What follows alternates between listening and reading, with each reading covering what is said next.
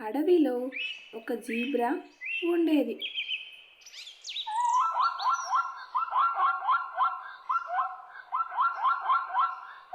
దాని పని అది చేసుకుంటూ ఉంది. అదే సమయంలో అటుగా వెళుతున్న ఒక నక్క జీబ్రాని చూసింది. నక్క మనసులో ఒక చెడు బుద్ధి వచ్చింది. ఆహారం కోసం అడవంతా తిరగాల్సి వస్తుంది. అదే సింహం వద్దే ఉంటే కష్టపడే పని లేకుండా అక్కడే ఆహారం దొరుకుతుంది. సింహంతో స్నేహం చేయాలి అంటే ముందుగా మంచి ఆహారాన్ని దానికి ఎరగా వేయాలి. ఈరోజు నాకు జీబ్రా దొరికింది. దానిని ఉపయోగించి సింహంతో స్నేహం చేస్తాను, జాక్పాట్ కొడతా అనుకొని మెల్లగా జీబ్రా వద్దకు వెళ్ళి ఇలా అంటుంది. మిత్రమా, అక్కడివిక్కడ ఏం చేస్తున్నావు? అసలే సింహం తిరిగే చోటు, జాగ్రత్తగా ఉండాలిగా నువ్వు. అవునా మిత్రమా, ఇక్కడికి సింహం వస్తుందో నాకు తెలియదు. నువ్వు చెప్పి మంచి పని చేశావు. నేను వెళ్ళిపోతాను ఇక్కడ నుండి. సరే సరే, నాకు మంచి స్థలం తెలుసు. అక్కడ మంచి ఆహారం ఉంటుంది. సింహం కూడా రాదు. నువ్వు వస్తావా మరి? ఇప్పుడు రాను మిత్రమా, నా కడుపు నిండుగా ఉంది. రేపు మళ్ళీ ఇక్కడికి వస్తాను. నువ్వు రా, కలిసి వెళదాం, సరేనా? అలాగే మిత్రమా, ఇప్పుడు వెళ్ళు అని చెప్పి మాయమాటలతో నమ్మించింది ఆ గుంట నక్క. జీబ్రా అక్కడి నుండి వెళ్ళినట్టు నటించి ఒక పొదలో దాక్కుంది.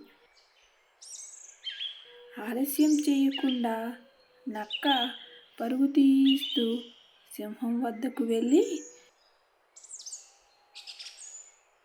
ఇలా అంటుంది. మహారాజా, మీకు ఒక మంచి విషయం చెబుదామని ఇలా వచ్చాను. ముందు విషయం చెప్పు. మంచిదో కాదో నేను ఆలోచిస్తా. రేపు మీకు మంచి విందు దొరుకుతుంది. నేను దానిని తీసుకొని వస్తాను. దానికి ప్రతిఫలంగా నన్ను మీతో ఉండనియ్యాలి. ఏమంటారు మహారాజా? సరే అయితే, ఆహారం కష్టపడకుండా వస్తుంది అంటే మంచిదేగా. అలాగే, నిన్ను నాతో ఉండనిస్తాను. సింహం అలా చెప్పగానే జిత్తులు మారి అక్కడి నుండి వెళ్ళిపోయింది. నక్క సింహం మాటలను విన్న జీబ్రా తెలివిగా ఆలోచించి సింహం వద్దకు వెళ్ళింది.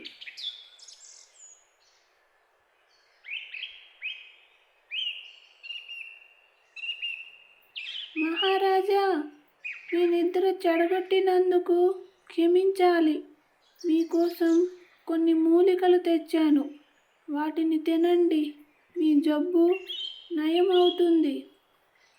నాకేమి జబ్బు ఉంది? ఎవరు చెప్పారు నీతో?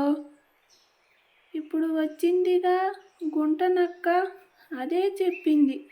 నాతోనే కాదు, అడవిలో ఉన్న జంతువులన్నిటితోనూ చెప్పింది. మీకు పిచ్చి ఉంది అంట. ఆ నక్క మాటలే మీరు వింటారంట.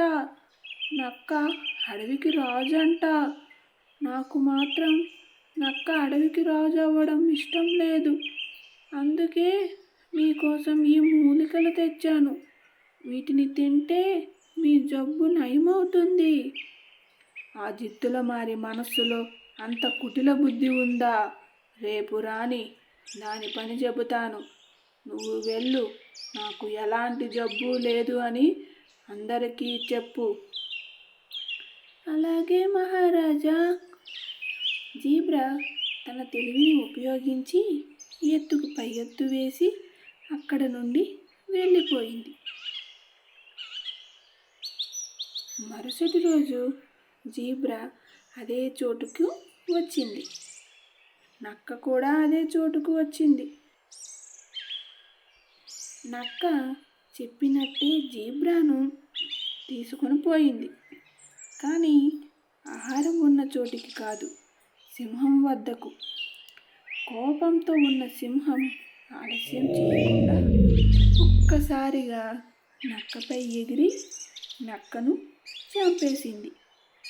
జీబ్రా తన ప్రాణాలను కాపాడుకుంది.